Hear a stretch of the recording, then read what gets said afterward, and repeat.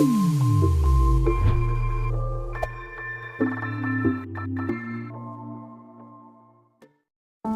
friends, মই ৰাতুল আপোনালোকক cricket আছামলৈ স্বাগতম জনাইছো। আজি আমি সেইজন প্লেয়াৰৰ কথা ক'বলৈ ওলাইছো যিজন প্লেয়াৰে অসমৰ পৰা IPL খেলিছিল। প্লেয়াৰজনৰ নাম হ'ল আবু নছিম আহমেদ, কিন্তু আমি সচৰাচৰে তেওঁক আবু নছিম বুলি জানো।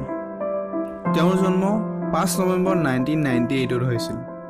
অতি কম বয়সৰ ভিতৰতে তেওঁ অসমৰ হৈ ফাৰ্ষ্ট ক্লাছ ক্ৰিকেট খেলিছিল আৰু তেতিয়া তেওঁৰ মাত্ৰ 17 বছৰ বয়সহে হৈছিল।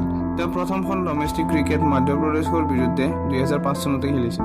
তেওঁ অকল কম বয়সতে ডমেষ্টিক ক্ৰিকেটে নহয়, তেওঁ আণ্ডাৰ-19 খেলিবলৈ সক্ষম হৈছিল। তেওঁ এখন মেটছত বাংলাদেশৰ বিৰুদ্ধে আণ্ডাৰ-19 ট্ৰাই নেশ্যন টুৰ্ণামেণ্টত 6টা উইকেট লৈ একেদিনে ষ্টাৰ হৈ পৰিছিল।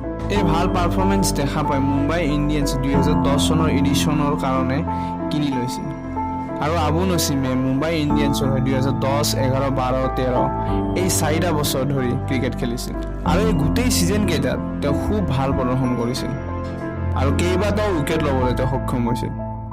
এই সিজন কেইটা ভাল প্ৰদৰ্শন দেখা পাই RCBয়ে 2014 এডিশ্যনত নিকিনি থাকিব নোৱাৰিলে।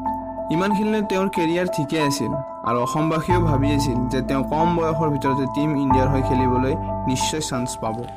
আৰু যেতিয়া তেওঁ RCBত সোমোৱাৰ পিছত তেওঁ যিখিনি খেলিবলগীয়া মেটচ আছিল সেইখিনি খেলিবলগীয়া মেটচ তেওঁ খেলিব দিয়া হোৱা নাছিল। সেইবাবে তেওঁ নিজৰ যিটো পাৰফৰ্মেন্স সেইটো দেখাব পৰা নাছিল আৰু যদিও বা তেওঁ কেইখনমান মেটচ খেলিবলৈ দিয়া হৈছিল আৰু সেই কেইখন মেটচত তেওঁ ভাল পাৰফৰ্মেন্স দেখাব পৰা নাছিল আৰু তেতিয়াৰ পৰা তেওঁৰ কেৰিয়াৰে এটা নতুন দিশলৈ গতি কৰিলে। কিন্তু অসমৰ ক্ৰিকেট বোৰ্ডে তেওঁক এৰি দিয়া নাছিল। তেওঁ ৰঞ্জী টিমৰ কেপ্টেইন পাতি দিয়া হ'ল। যদিও তেওঁ টিম ইণ্ডিয়াৰ হৈ খেলিব পৰা নাই, তথাপিতো আমাৰ অসমৰ এজন ছাকচেছফুল ক্ৰিকেটাৰ। তেওঁৰ ষ্টেট লেভেল আৰু IPLৰ পাৰফৰ্মেন্স কেনেকুৱা আছিল সংক্ষেপতে আপোনালোকে চাই লওক।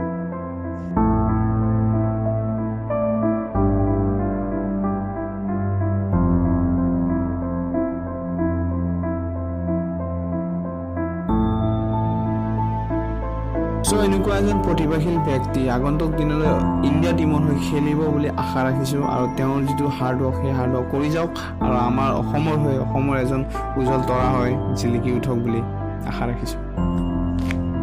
যদি ভিডিঅ'টো চাই অকণমান ভাল লাগিছে তেনেহ'লে ছাবস্ক্ৰাইব কৰক, লাইক কৰক আৰু প্লিজ শ্বেয়াৰ কৰিব আৰু support must be. Thank you for ৱাচিং this video'. Have a nice today.